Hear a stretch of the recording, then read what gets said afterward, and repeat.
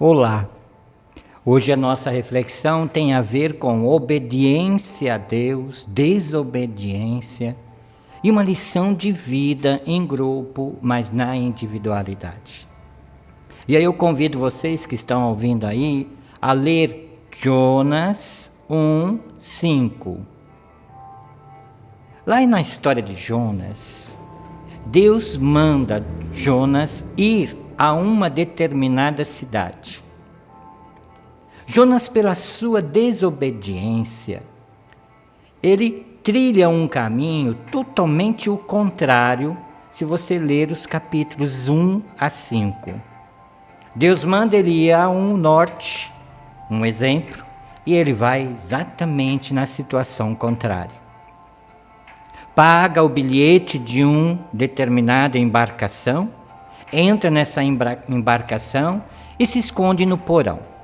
E lá no porão, escondido, no meio da turbulência do mar, veio a primeira tempestade. E nessa tempestade, as pessoas, o capitão do navio, começa a jogar os pertences de valores fora para que aquele navio não afunde. Diz a Bíblia, as suas fazendas, as suas roupas, vestes, malas, jogadas ao mar para que o navio não afunde. Mas por que essa tempestade?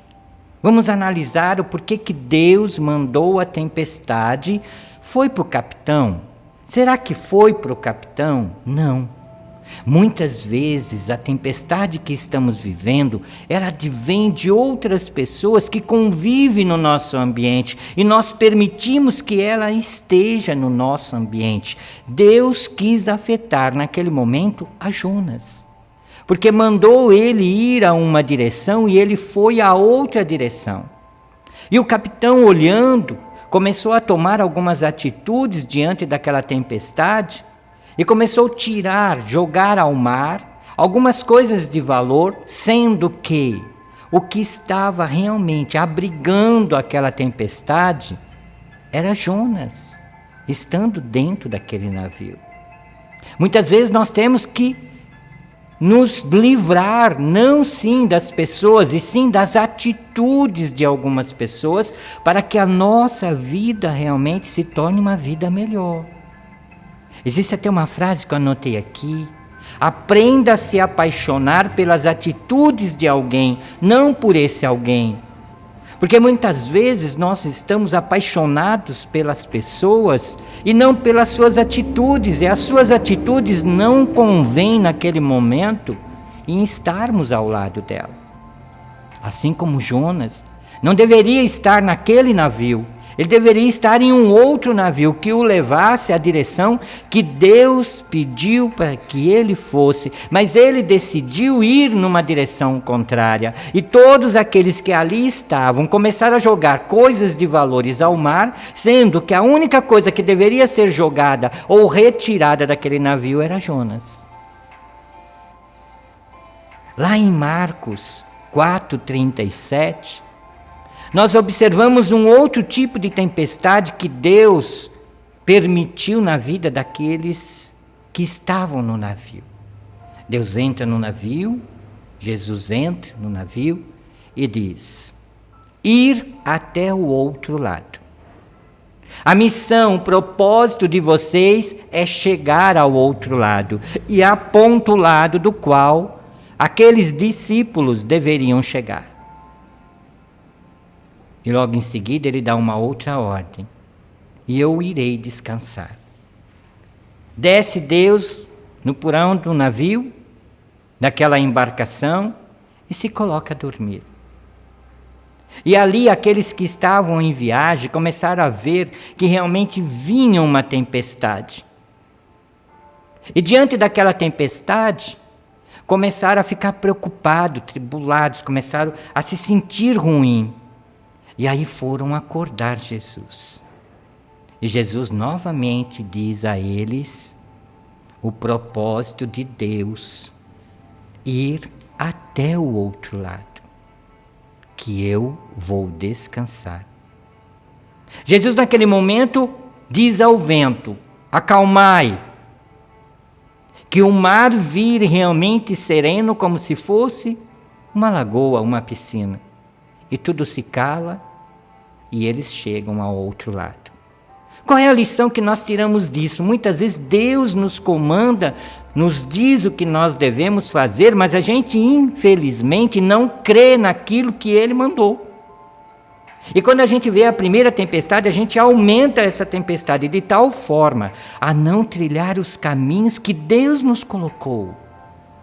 Então é importante, se ouviu a palavra de Deus, se o seu caminho está correto, se a sua direção realmente é essa direção que vai te levar ao seu maior propósito, não a desvie, não enxergue as demais tempestades, não ouça as pessoas trazerem essa tempestade, para que você realmente não desista ou diga: ó Senhor, ó Deus, eu não vou conseguir. Deus te deu o caminho, Deus pediu para que você o chegasse lá. Jesus comandou os seus discípulos. E uma outra passagem muito interessante que eu gostaria que vocês lessem também é da obediência. Quando Jesus, entra dentro do barco e ele ensina através do seu time inteiro, 12 discípulos. E navegando, Deus também se coloca a adormecer. E é tão interessante porque ali, somente 4 dos seus discípulos eram pescadores. Os outros 8 discípulos não eram pescadores. Então temiam o mar, não conhecia o mar, não conhecia a embarcação, não conhecia a tempestade no mar, não conhecia uma série de outras situações que poderia acontecer ali no mar, e veio acontecer. E naquela turbulência, na hora que o mar realmente entrou, naquela erupção, naquela tempestade, um deles grita: fantasma ao mar, porque vê um homem andando sobre as águas. E era Jesus. Ali ele ensinava Pedro, que despertou a curiosidade de crer, de ter fé, quando Jesus diz a ele: homem de pouca fé, caminhe sobre as águas. Ele estava ensinando um dos seus discípulos, que os demais discípulos deveriam entender diante daquela lição de crer. Não era um fantasma. Era realmente o Filho de Deus que acompanhava aquela embarcação. Então nós temos 3 grandes lições. Uma lá em Jonas 5, 1:5. Outra lá em Marcos 4:37. E outra em Mateus 14:24. Quando Jesus diz a Pedro: caminhai, crer, homem de pouca fé. Anotei uma outra frase muito importante também. Eu queria muito que você refletisse sobre ela, sobre essas 3 passagens de Deus que nos dá a obediência, desobediência e simplesmente ensinar as pessoas que estão ao nosso lado. Existe uma outra frase que eu anotei aqui: nosso estilo de vida, aquilo que eu faço, a minha atitude, o meu comportamento deve criar estímulos. Olha, estímulos para os demais.